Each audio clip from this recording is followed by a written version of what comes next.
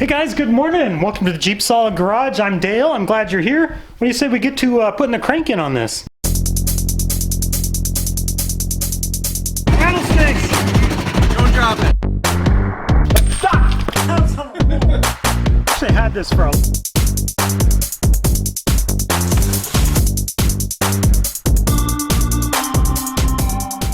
Alright, we've got our main bearings here from Engine Tech. And this kit was given to me free of charge by Engine Tech to do a review and installation of their product, so I'll be sure to link this kit in the description below. And for this part of the assembly, while I'm working with the bearings here, I'm actually going to be wearing gloves because you don't want to get your fingerprints all over these things. You have oils and acids. You be real careful not to scratch them when you're opening them as well, right? So you have acids and oils on your fingers. And you don't want to get those all over your new bearings here. You want to keep them clean, keep your fingerprints off of them because unfortunately the oils on your fingers are not an engine assembly oil. So keep them clean. So these ones here have our oiling hole on them, so they go in the top or the block of the engine. And these guys here do not have that oiling hole.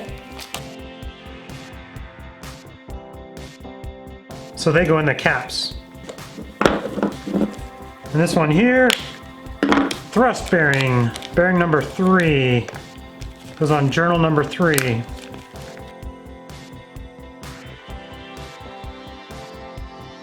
Okay, so like I said, it's a little confusing because these are the top, but the engine's upside down, right? So these are the top bearings with your oiling hole right there. And in your bearing here, you have your locating notch, which lines up right there. And so we have journal 1, 2, 3. This is journal number 3 right here. So this is where our thrust bearing goes. This is actually the top because it doesn't have the oiling hole. Or bottom, this is the top. Upside down, remember? So this one has our oiling hole in it for our thrust bearing number 3. Now I'm just going to start with bearing number 1. I've got my oiling hole. It's going to line up with the oil gallery there. And we're just going to pop it into place. Pretty easy, just slides right down in there. Obviously this engine has been final cleaned and ready to go here.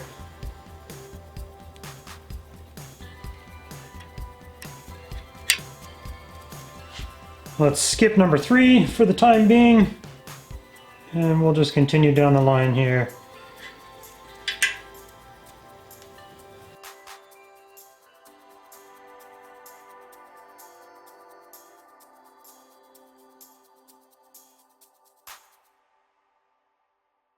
And there we go, as easy as that. Let's do journal number 3 here, our thrust bearing. So this one, it has these little sides to it here, and that is for lateral movement of the crankshaft.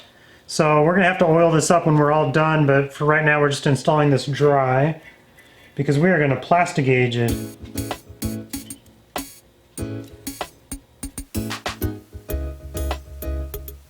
Alright, there we go, all of our top bearings in. Let's move on to our bottom bearings.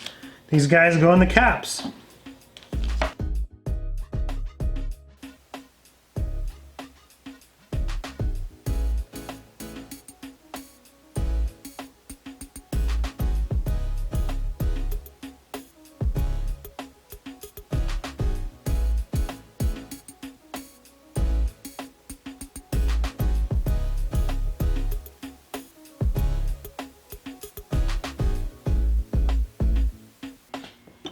We've got our bearing caps here. Now we're gonna take our bearings, and the same thing with these, they have a little notch on them here. You just gotta line that up with the notch in the cap here.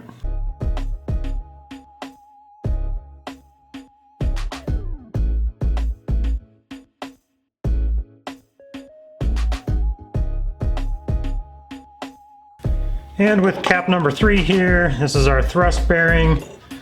It's our special one.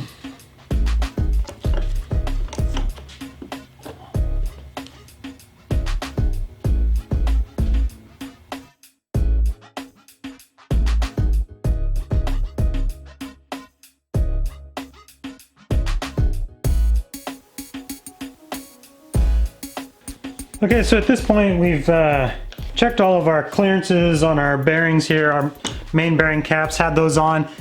We used plastic gauge to do that, so I'm just kind of using a plastic putty knife here to scrape this plastic gauge off. If there's a little bit left on there, it's not going to hurt anything, but I just want to get the majority of it off so we can get our good assembly lube on there. If you have not seen my video on how to use plastic gauge and checking the clearances on these bearings, I'll link it up here, and it'll be down in the video description as well. So let's get this cleaned up and we'll keep going with our rebuild here. And we're going to pull the crank back out of here because we had to put it in dry to check our clearances with the plastic gauge here. So let's lift this guy out of the way here for a bit and get some lube in there and our rear main seal.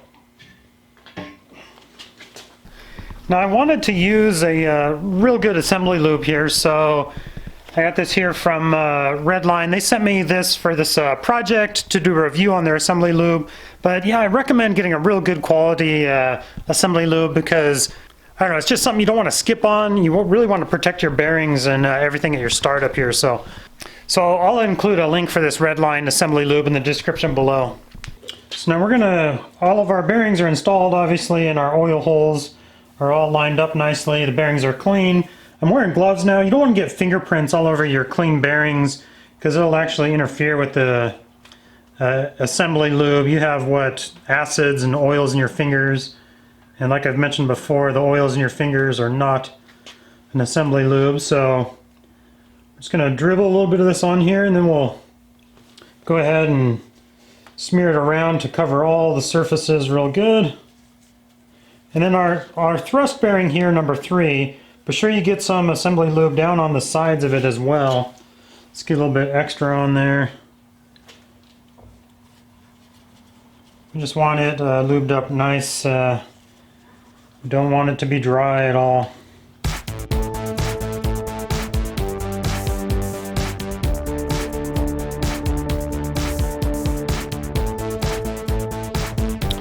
And on journal number 7 right here, this is where our rear main seal is going to go. And on bearing cap number 7. So let's get this set up here. In my kit given to me by Engine Tech, let's find it. Here it is. There's our rear main oil seal. And this is just a 2-part seal.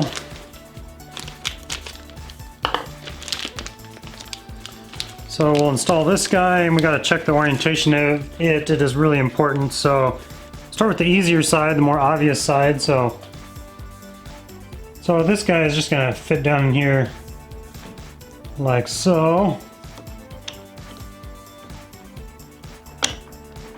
With these ends in the little notch there, so it'll only really go in one direction. We're just going to put it down in there dry. Don't need any oil or anything on the back side of it. And now this guy that goes down in the engine block, you got to be particularly careful with. You'll notice there's a little side here that has a lip on it. And that side goes towards the engine. So you need to make sure you have towards the oil side, towards the block. If you get this one reversed, you'll have oil leaks because oil will be able to pass through out of the engine. So you want to keep that oil in there, so make sure that the lip is facing that direction. And we will just push him down in place here as well.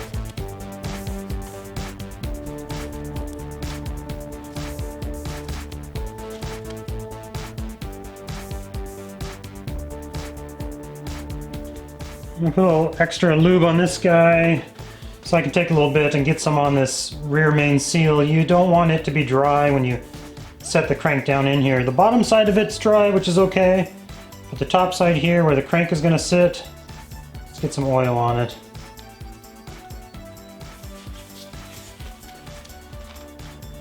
Okay, now that we have our bearings in, everything's all lubed up, we got our rear main oil seal in. We can gently set the crank down in here.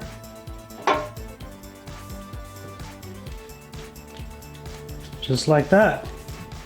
All right, let's go ahead and continue on and put a little assembly lube on top of all 7 journals here. A little too much on those guys. Spread the love around a little bit here.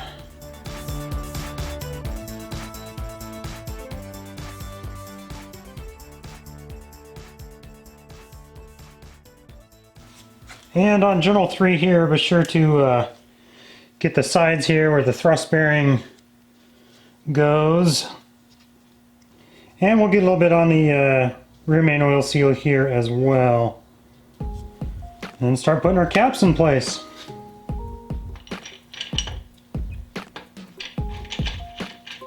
We'll start out by just running these guys down finger tight.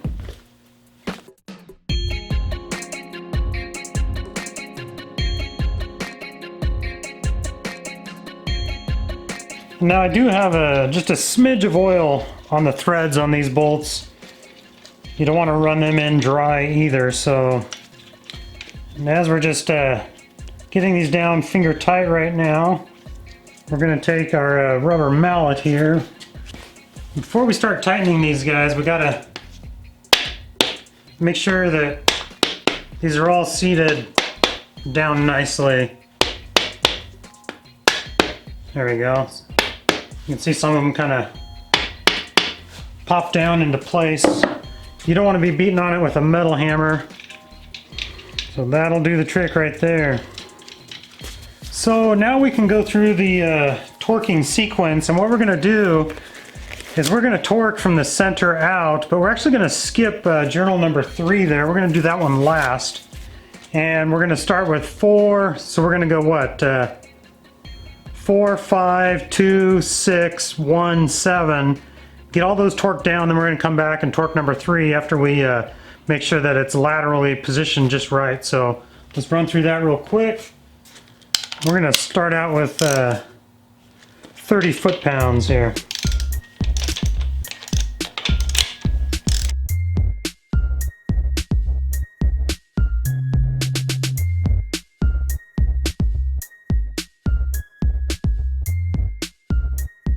Now let's step it up to 50 foot-pounds.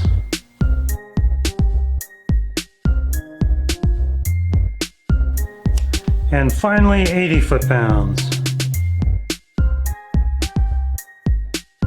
Okay, so we've got those all torqued nicely except for journal number 3. That's our thrust bearing, which controls lateral movement of the crankshaft here. And we want to make sure it's seated properly. So take a rubber mallet or something and kind of beat on it a few times just to get it seated in there nicely. And then with that done, we can go ahead and torque our journal number 3 here with our thrust bearing up to 80 foot-pounds. And then we'll go back, because we're kind of moving things, we'll double check the torque on everything.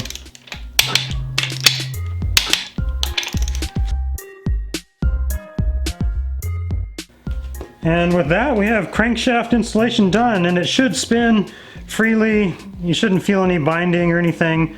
We're also going to check our crankshaft in play. So we're going to push it forward, and at the thrust bearing here, we're going to check that in play. So, but yeah, it feels pretty smooth. Everything looks pretty good, so I got a call today. I actually got to go do some yard work, mow the lawn, fertilize, that kind of stuff. So next time we will get to the pistons. So thanks for watching. Have a good day. Let's see if I can make this.